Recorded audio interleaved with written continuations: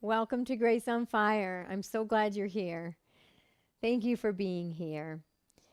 And I just talked with Stephen R. Allen. We can call him Steve affectionately. He comes to all the campouts and a lot of events. He's part of our community. And he's on that inward journey. And he turned around and he's going in. And I'm on the same journey. And I don't think that we're the only ones, Steve and I. I know Diane Christensen, who's here, and even Russ, who's here. There's a lot of people here that are probably on that similar journey inward. And I think that's actually when the journey begins for all of us. When we've gone out and we've gone out and we realize that something just isn't right as we go out. And we do this and we read this book, we take this class and we get baptized and we get our rights given and we all everything we can possibly we go and we sit on the highest mountain, whatever it is that we do our funny dances is butt naked across the universe. Who knows what we do, but we try everything. I was at a point last year, I was doing 7 teleseminars at the same time. 1 day a week, a teleseminar, reading a few books, taking a few other classes, and going to meditations, there was still something missing. Like I didn't have the happiness, the joy, the ecstasy I had as a child. Even in my early teens, when I would be out in nature, I would have these heightened experiences and these ecstatic experiences. Yeah, I would have them when I would meditate. But once I came out of my meditation and I started going about my day, I lost that absolute joy that you can't even put words onto. And I had a circumstance in my life that turned me around. And I woke up. And Spirit told me, as long as I believe that my happiness, my security,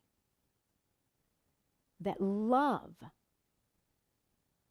is anywhere outside of me, I will always, always suffer.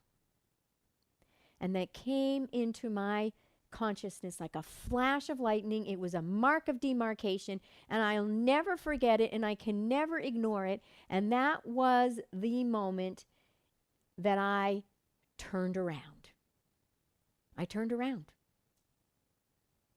I had taken self-love classes. I was taking, the honoring yourself classes and self-love classes. I've been reading books about it. But until that moment did I actually turn around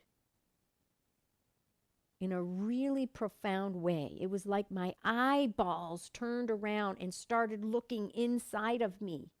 This is where my security, my love, my joy, everything exists inside of me, in my depths. And that was a profound shift, and it's a journey, and it's a never-ending journey is what I'm realizing, because this was over 2 years ago when this shift happened. I'm not very good with time, so maybe it was a little less or a little more, but it feels like it was around 2 years ago. And that shift started me coming in and connecting with me. And it actually helped me see how often I've disconnected throughout my whole life. And that's okay, because that was all scripted in perfectly too, because I had things to learn and experiences to learn. And now I have so much compassion and understanding for anybody who is disconnected or seeking out for their happiness, seeking out for love, seeking out for security. I can understand, because I spent 47 years doing it. Well, maybe 45, whatever. Roundabout, not very good with time. But now that I've been going in, and not that I'm always perfect about it. Even just this morning, I had a lot of anxiety. And I know that was because I was pulled out. I was pulled out. And I know now, I sat in my car. I had a lot of things to do this morning. And I was in the middle of my errands. I sat in my car and I just listened to a song and I meditated. And I just kept bringing my awareness in. I love you. I love you. I love you. I love you. And just going in and letting the music take me in. And just going in and connecting to the infinity the infinite, profound, vast, magnificent, divine grace that I am, that you are inside, and letting myself be nurtured and connected and plugged in to my power, into my essence, into what I truly, eternally, infinitely am. And I find when I'm connected in, and I'm just learning, I'm still practicing, and the more I can connect in, the more powerfully I can express out to the world. And it's like a tree. I was actually just telling my son the other day, and I've been passionate about trees, and the deeper those trees' roots go into the earth, the deeper those trees' roots spread out into the earth and reach out and deep and down in, and the more root system that grows from that tree and reaps and all that energy and vitamins and vitality and earth energy that's being pulled up because those roots are going down, the more that tree can spread out and the higher up it can grow. And the more leaves and the more branches and the more expansive it can spread out. And you destroy that root system, you disconnect that tree from that root system, it's done. It dries up. And it has no power.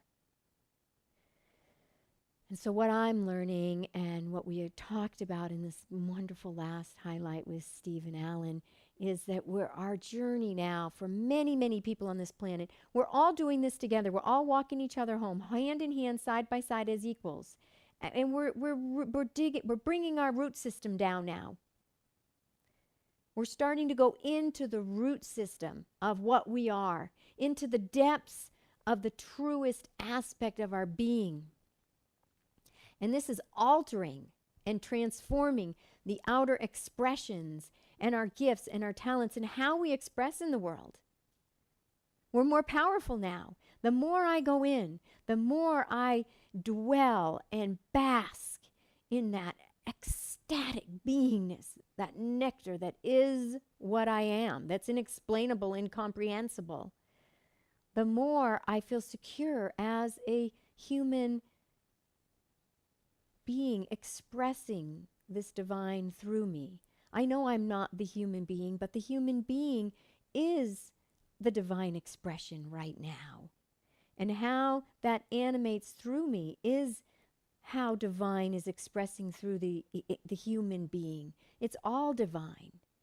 And we're connected and one with everything. The more we go in and down and deep and dwell and bask in that nectar, the more we realize that we are everything. We are all life. Our roots are connected to the same source as all beings, every tree, every person. We're all connected to one life, one power, one presence, one magnificent, incomprehensible, infinitely powerful, unfathomable, vast power, all-loving presence. It's what we truly are. It's our true nature. And as we all connect into that one power, deeper and deeper, more intimately, going deeper in, getting to know your own inner aliveness, your own inner landscape on a deeper, more intimate level. Oh, there's nothing you cannot do. And all that you do and express will be an expression of that love and that light and that all goodness. And not that we're all perfect at it. We're all practicing. I like to think of everything as a practice. No perfection. Everything's a practice. But what a glorious practice. So join me in this practice, and I know many of you are, because we're awakening together. We can't help it. As we all reach down into our depths of our infinite power, more and more, just automatically the vibration of it. That's how we heal the world. That's our greatest gift. Dig down in deep, intimately connect with the depths and the nectar of your being. That's the number one first step in saving this planet and this world. Save yourself. And I'm saving myself now. And I love you, and I honor you, and I bless you, and have a beautiful and blessed day. Thank you for listening. Namaste.